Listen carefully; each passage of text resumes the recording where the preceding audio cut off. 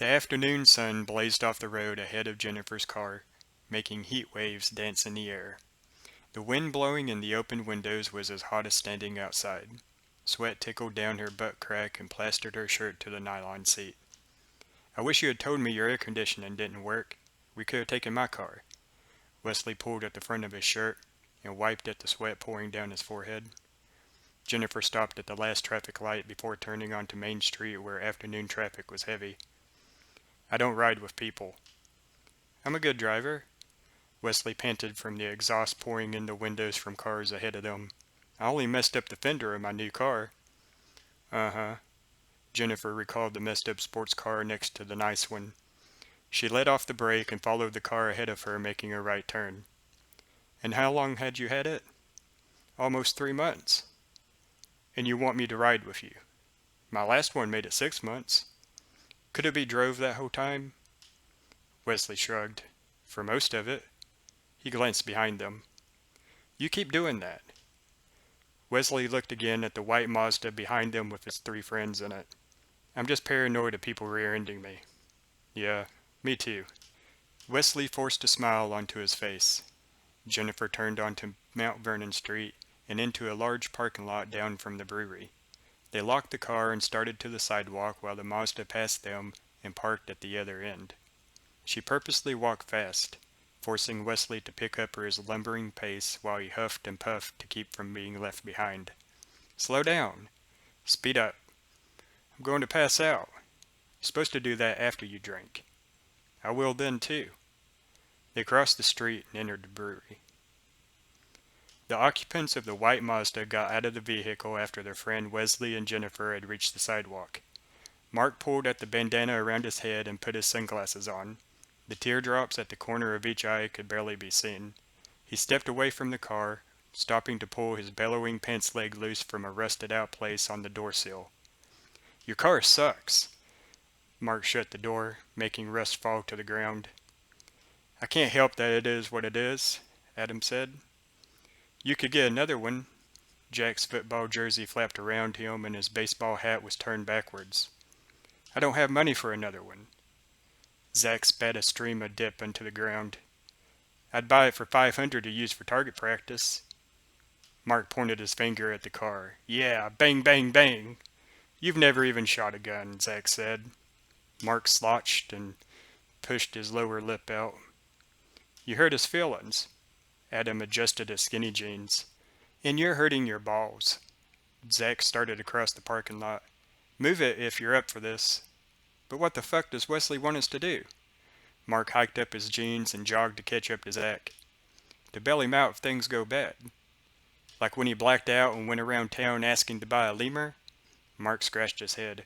"Or more like when he ran out of gas after outrunning the police helicopter on his bike." "Both, I guess." They stopped and looked back. Adam could only take half steps in his pants and his knee boots had heels, further slowing him down. He glared at them. "You always leave me behind. Nothing but discrimination." Zach shook his head. "Bullshit. Hurry up." He started walking again. "I want a drink." Jennifer and Wesley walked through the sitting area and took seats at the bar.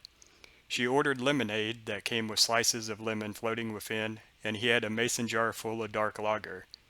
He bragged about some special ingredient, but she didn't care what it was as long as it had a lot of alcohol.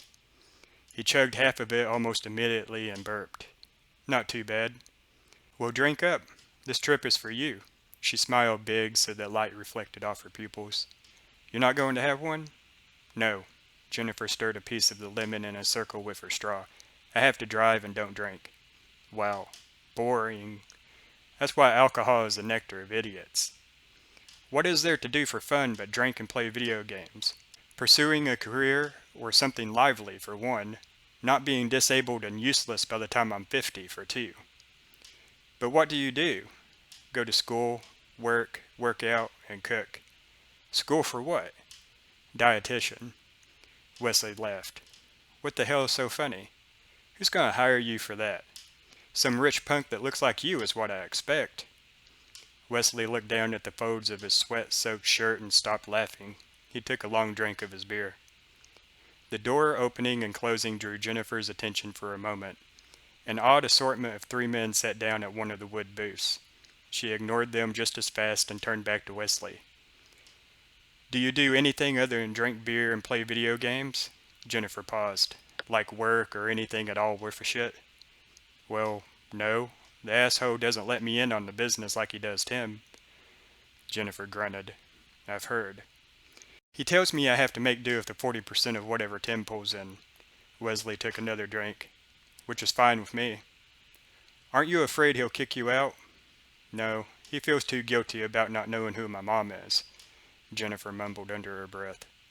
"What was that?" "Nothing. Haven't you ever wanted to do something on your own?" Wesley shrugged. "I have a free ride. Why mess that up with work?" "Respect, dignity, pride." Wesley gave her a blank stare. Jennifer shook her head. "Never mind. Well, now I've won money at a drinking contest. 2 out of 3 isn't bad. Which one are you leaving out?" "Dignity." "I thought it'd be pride." "I guess it depends on the circle." Wesley shrugged. "Not much point being proud of it. I can drink that much any time, and I don't need the money." "Well said, no matter how wrong." Wesley smiled. "I'm a poet." Jennifer laughed and waved a finger in the air. "Don't push your luck." Zach ordered a second beer and chugged it as quick as the first. "How long are we supposed to wait?" "Until the she-devil takes him back home." Zach and Mark looked at Adam. "It's not my fault. I know she won't share him with her friends. They could peg him all night and make him mint on Pornhub, make him grow out his beard for people to rub on." Adam acted like he was snuggling up to a blanket, "and lay on and play with and kiss."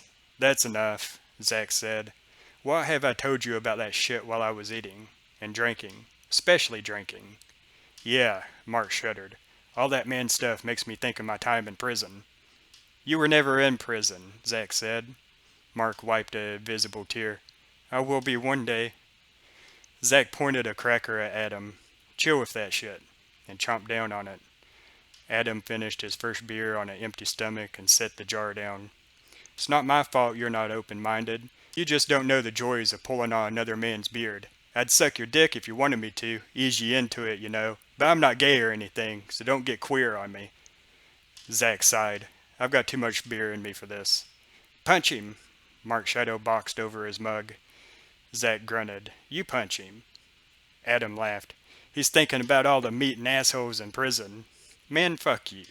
"Meat and assholes." Adam threw a fist in the air. "Woo! Meat and assholes." Everybody in the place looked at them.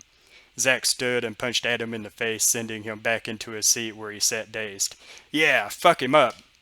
Mark shadow punched more and didn't see Zach's fist before it landed on his chin, dropping him to the bench. Zach sat down as the waitress walked up to their table.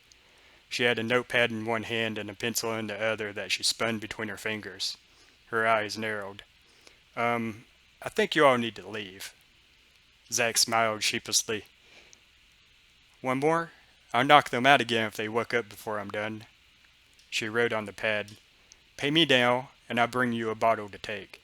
She waved the eraser end at Mark and Adam. "Make them disappear from my section while I get your stuff." Zach nodded and had them hauled out to the sidewalk long before she returned. Jennifer turned from the chaotic scene half a dozen tables down from their position at the bar. "What the fuck just happened?" Wesley gave a weak laugh. "Just college kids or something. They must have been drinking before they got here." Which, by the way, Jennifer ordered him another, his third pint. "Whew, this dark stuff really gets to me." Wesley rubbed his stomach. "And the heat. Make sure you have all you want before we go." Okay." Wesley forced half the beer down and wiped his mouth. "I can't have any more without food." "Oh no, we'll eat when we leave."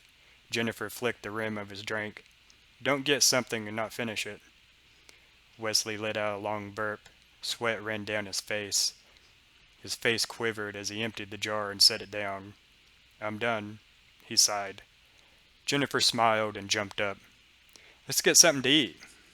"No problem." Wesley wobbled to his feet and they made their way to the front door. "What did you want to eat?" Wesley groaned. "Anything that will soak up alcohol, if I make it that long." Jennifer laughed and pushed the door open. Well, of course you can. They walked through the heat waves to the car with Wesley holding his stomach and groaning. Too much sun with the beer. Jennifer threw her hands up in the air and spun.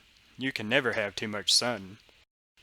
Wesley burped, licking at the foul-tasting residue around his lips, and waited for her to unlock the door. Was that a yes or a no? Jennifer pulled her door open. Wesley let out a long, rumbling burp and flapped the bottom of his shirt, grasping for the handle several times before he was able to get it open. Jennifer grinned. I'll call that sometimes. They climbed into the car and Jennifer put the windows down.